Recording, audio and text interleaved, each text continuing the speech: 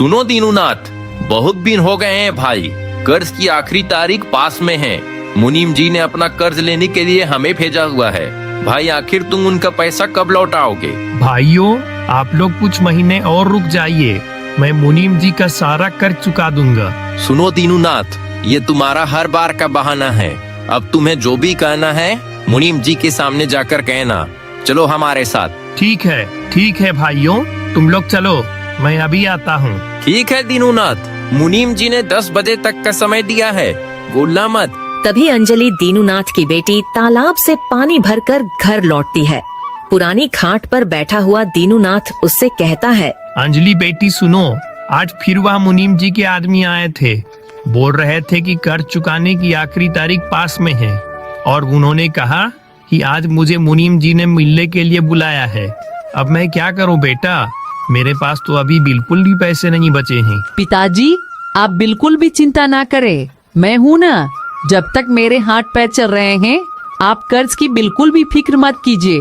बेटी, यह तेरे बस की बात नहीं है। सिर पर कर्ज ऐसे चढ़ा है जैसे कि पहाड़। मैंने तेरे लिए सब कुछ किया, लेकिन लगता है कि कहीं कोई चूक हो गई। सुन बेटी, मुझे मुनीम जी के पास जाना ही होगा। वो आदमी किसी का लिहाज नहीं करता है, कहीं वह हमारे साथ कुछ गलत ना कर दे। पिताजी, मैं आपको बोल रही हूँ ना, आप बिल्कुल भी चिंता मत कीजिए, आप आराम कीजिए, मैं उससे बात करके आती हूँ। ठीक है बेटी, पर ध्यान रखना, मुनीम जी से बात करते वक्त जबान फिसल ना जाए, वो आदमी बहुत चालाक है। पिताजी, मैं अकेली ही जाऊंगी, आप घर पर नहीं रहिए, मैं उससे सीधे बात करूंगी, डरने की जरूरत नहीं है आपको। ठीक है बेटी, तुम जैसा कहो, लेकिन बेटी जरा सोच समझ के बात करना, उसकी हर बात में एक चाल होती है। ठीक है पिताजी, मैं आपके बातों का जरूर ध्यान रखूंगी। इतना कहकर अंजलि मुनीम जी के घर की ओर चल पड़ती है। थोड़ी दूर जाने के बाद अंजलि मुनीम जी के घर पहुंचती है। मुनीम अंजलि को देखकर उससे कहता है, अरे आओ अंजलि, आओ बैठो।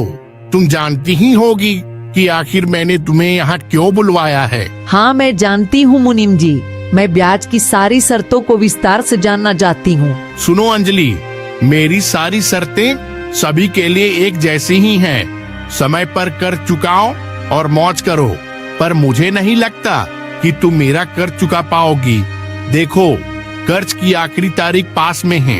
यदि तुम कर्ज नहीं चुका पा रही हो तो तुम मुझसे शादी कर लो, मौज में रहोगी और तुम्हारा सारा कर्ज भी माफ कर दूंगा। क्या शादी, वो भी तुझसे? मैं मर जाऊंगी लेकिन तुझसे शादी नहीं करूंगी। अरे तेरे जैसे निर्दयी इंसान तो मैंने आज तक में नहीं देखा, जो लोगों को ऊंचे ब्याज पर कर्ज देकर उनकी सारी जमीनें हड़प लेते हैं। मैं मेहनत करके आपका सारा पैसा चुकाऊंगी, लेकिन तुझसे शादी नहीं करूंगी। तो ठीक है, मैं तुम्हें 1 महीने का टाइम देता हूँ, लेकिन याद रखना, यदि 1 महीने के अंदर कर्ज नहीं चुकाया तो अंजाम बहुत बुरा होगा। ठीक है, मैं तुम्हारा सारा पैसा चुका दूंगी। अंजलि गुस्से में मुनीम जी के घर से निकलती है और दुखी मन को लेकर अपने घर वापस लौट जाती है। आ गई बेटी, क्या कहा मुनीम जी ने? कोई और मुसीबत तो खड़ी नहीं कर दी उसने? पिताजी, उसने 1 महीने की मोहलत दी है, लेकिन उसकी नीयत बिल्कुल भी ठीक नहीं लग रही थी। उसने कहा अगर समय पर कर्ज नहीं चुकाया तो मुझे उससे विवाह करना होगा। क्या ऐसा कहा उसने? नहीं बेटी, मैं उस दुष्ट के साथ तेरा विवाह नहीं कर सकता। वह बहुत दुष्ट और निर्दयी आदमी है। बेटी, हम दिन रात मेहनत करेंगे और उस दुष्ट का कर्ज चुका देंगे। ठीक है पिताजी, आप जैसा कहो, हम खूब मेहनत करेंगे और उस दुष्ट का कर्ज चुका देंगे। अगले दिन से अंजलि लोगों के यहाँ साफ सफाई करने का काम करने लगती है और दीनूनाथ भी काम की तलाश में घर से निकल जाता है। चलते चलते वह एक सेठ के यहाँ पहुँचता है, जहाँ बहुत से लोग काम कर रहे थे। दीनूनाथ सेठ से कहता है, सेठ जी, क्या मुझे कोई काम मिल सकता है क्या? काम तो मिल जाएगा भाई, लेकिन काम बहुत कठिन है, कर पाओगे? हाँ साहब, मैं कर लूँगा, आप बस मुझे काम दे दो। ठीक है भाई, देखो यह जो अनाज की बोरी है ना, यह सारी बोरी उन लोगों के साथ मिलकर गाड़ी से उतारनी है। ठीक है सेठ जी, मुझे काम देने के लिए आपका धन्यवाद। दीनूनाथ भी लोगों के साथ बोरी ढोने लगता है और इसी प्रकार कई दिन बीत जाते हैं। एक दिन सेठ दीनूनाथ से कहता है, देखो भाई दीनूनाथ, अब मेरे पास काम कम हो गया है भाई, इसलिए मैं सिर्फ पुराने लोगों को ही अपने पास रखूंगा। यह लो तुम्हारे अब तक के पैसे। दीनूनाथ पैसे लेकर निराश मन से घर लौट ही रहा होता है कि तभी रास्ते में अचानक बारिश शुरू हो जाती है।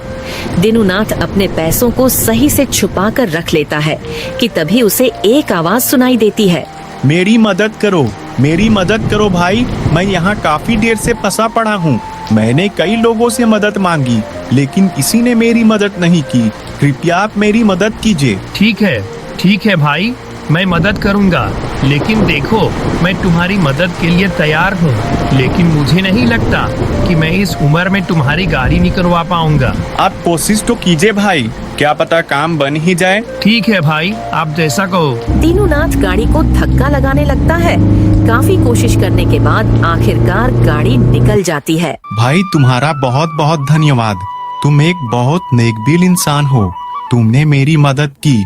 तुम्हें देख के लगता है कि तुम बहुत गरीब हो, क्या तुम्हें मुझसे कुछ मदद चाहिए? हाँ साहब, आपने ठीक कहा, मैं एक गरीब इंसान हूँ। मैं एक सेठ के यहाँ काम किया करता था, लेकिन अब काम कम होने की वजह से उसने मुझे काम से निकाल दिया। अब मैं क्या करूँ? मुनीम जी का मेरे ऊपर कर्ज भी है और मुझे मेरी बेटी की शादी भी करानी है। दीनूनाथ की बात सुनकर वह व्यक्ति उससे कहता है, भाई आपकी हालत तो बहुत ही ज्यादा खराब है। सुनो भाई, मैंने आज तक जिंदगी में कुछ अच्छा काम नहीं किया, लेकिन आज करूंगा। क्या पता इस नेक काम से भगवान मुझसे खुश हो जाए और मेरी सारी गलतियां माफ कर दे। तभी वह व्यक्ति सोने के सिक्कों से भरी थैली निकालकर दीनूनाथ को दे देता है।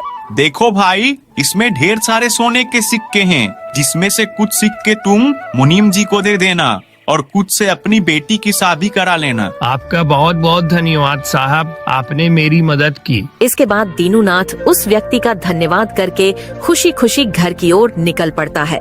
बारिश के कारण रास्ता काफी गीला हो गया था।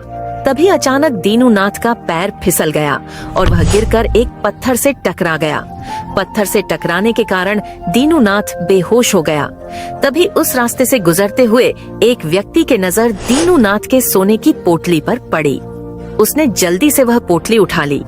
उसे ऐसा करते एक युवक कैलाश ने उसे देख लिया। वो थैली वही रख दो भाई। क्यों रखूं? ये थैली मेरी है। तुम्हें शर्म नहीं आती है? बुजुर्ग व्यक्ति के पैसे चुराते हुए चुपचाप ये थैली वहीं रख दो। अरे काहे परेशान करते हो भाई, थोड़े पैसे तुम रख लेना। नहीं, मुझे किसी बुजुर्ग का कोई पैसा नहीं चाहिए, पैसे वहीं वापस रख दो। नहीं रखूंगा, यह पैसे मेरे हैं। इतने में ही दीनूनाथ को होश आ जाता है और वह कहता है, अरे बेटा, मेरी थैली कहाँ है? कहाँ है मेरी थैली? बाबा, आपकी थैली चोर के पास है। अरे बेटा, ये थैली मेरी है, इसे मुझे वापस कर दो। अरे बुढ़ाओ, चुप कर, यह थैली मेरी है। अरे भाई, तुम झूठ क्यों बोल रहे हो? तुम्हें शर्म नहीं आती है क्या? मैंने तुम्हें अपनी आंखों से उस थैली को चुराते हुए देखा है। तुम ऐसे नहीं मानोगे। चलो, हम इसका निर्णय मुखिया जी से करवाएंगे। तीनों गांव के मुखिया जी के पास जाते हैं। बताओ क्या समस्या है? मुखिया जी, ये पैसे मेरे हैं और यह लोग मुझसे छीनना चाहते हैं। नहीं मुखिया जी, ये आदमी झूठ बोल रहा है।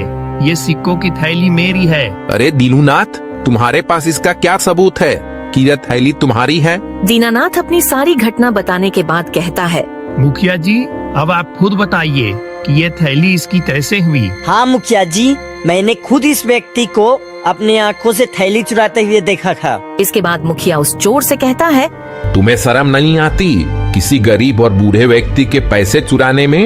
यह थैली दीनूनाथ को वापस करो और गाँव वालों इस चोर को ले जाकर पुलिस स्टेशन में बंद करवा दो। आपका बहुत बहुत धन्यवाद मुखिया जी, तुम्हारा बहुत बहुत धन्यवाद बेटा।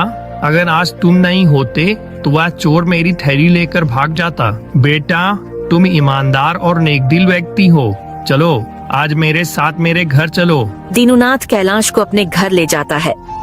बेटा, यह मेरी बेटी है। मेरे सिवा इसका इस दुनिया में कोई नहीं है। मैं चाहता हूँ कि मेरे मरने से पहले इसकी शादी किसी अच्छे इंसान से हो जाए। बेटा, वो सारे गुण मैंने तुम्हारे अंदर देखे हैं। मैं समझ गया बाबा, आप क्या कहना चाहते हैं। मैं आपकी बेटी से शादी करने के लिए तैयार हूँ। तभी वहाँ सेठ मुनि आ जाता है। सुनो दीनूनाथ, अब तो पूरा महीना पूरा हो गया है भाई, मेरे पैसे वापस करो। तभी दीनूनाथ मुनि जी के पैसे दे देता है।